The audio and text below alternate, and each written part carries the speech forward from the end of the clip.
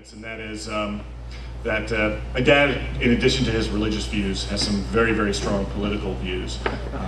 As a matter of fact, we all got an email at the last election that he had a fear that his grandchildren were in danger by a sitting president for the first time in his life. Please get out and vote. Very, very, very serious. So Dad has these really, really strong convictions. So at great expense and difficulty, and through a lot of wrangling, we've made arrangements to try to change his mind a little bit. So I'm going to ask that you take a few moments and help me welcome President of the United States.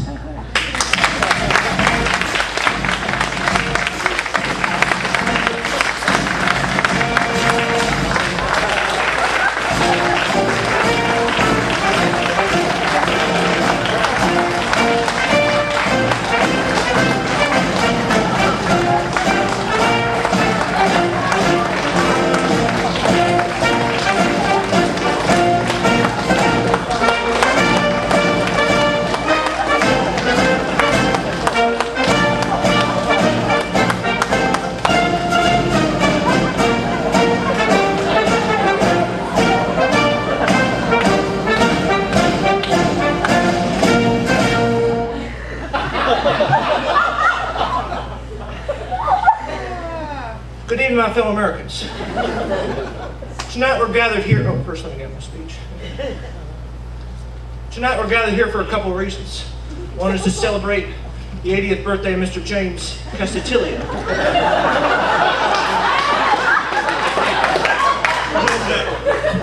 I just must first say that it is an honor for you to have me here. Now, congratulations, first of all, on not being dead yet. I know it's hard to do for being 80 years old. Another reason I'm here is to announce a total recollation of Social Security money. That's a joke. Just kidding. That's a killer at the retirement homes. Literally.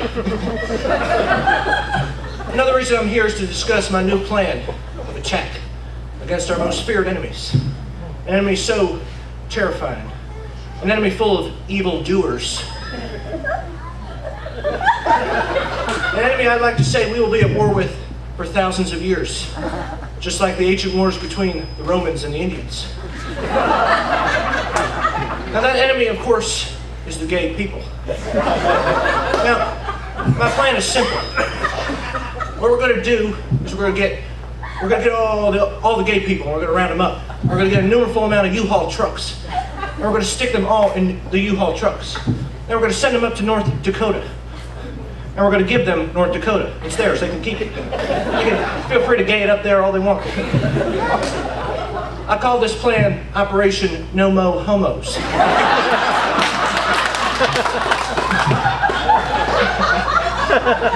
That rhymes.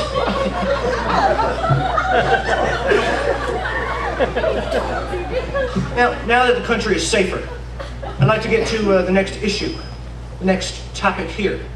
The next issue here is, of course, that my advisors keep telling me that Mr. Costa Rica here doesn't like me. In fact, you downright hate me. And first of all, I just don't understand. I'm a great person. I love people. I love America. I love freedom. It's one of my favorite things is freedom.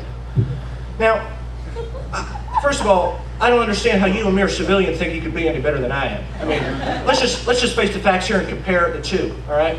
Now, first, if you were president, look who your first lady would be.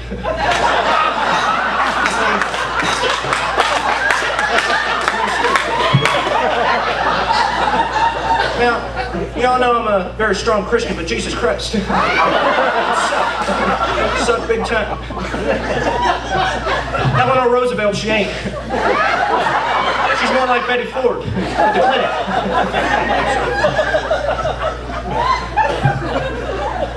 We would have to severely cut military spending just to afford all the gin. Now, what that says to me here, Mr.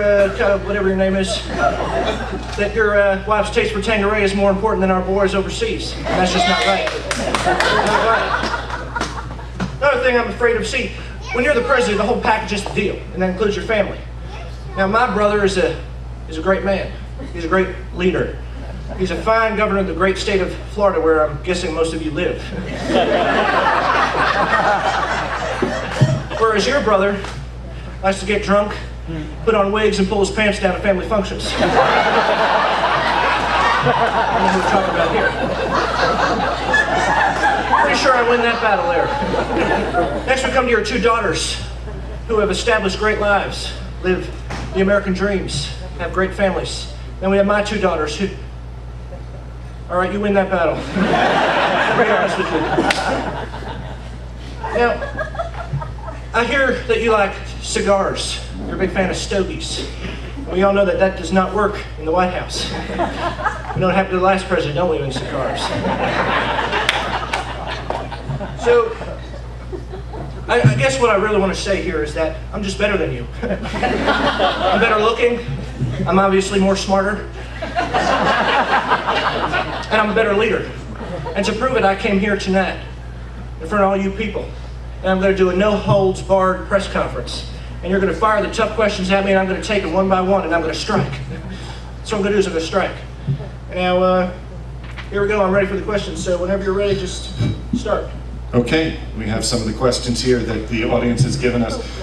President, could you explain the difference between a nuclear family and a nuclear disaster? Well, there's too many differences between I'm sorry, what was the question? Could you explain the difference between a nuclear family and a nuclear disaster? Well, nuclear families have problems. They're how do I say nuclear? I mean, they possess all the how do I say? I don't understand your question.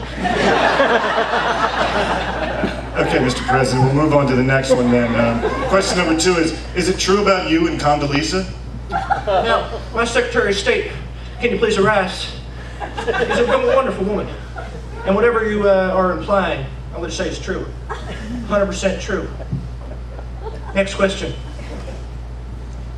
Mr. President, given the current devaluation of the dollar vis-a-vis the yen and the euro, what fiscal policies do you envision for the next 5 years? I'm glad you asked that question.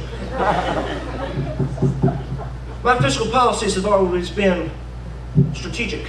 They've always relied on severe American nationalities, and have always involved freedom and libertarianism.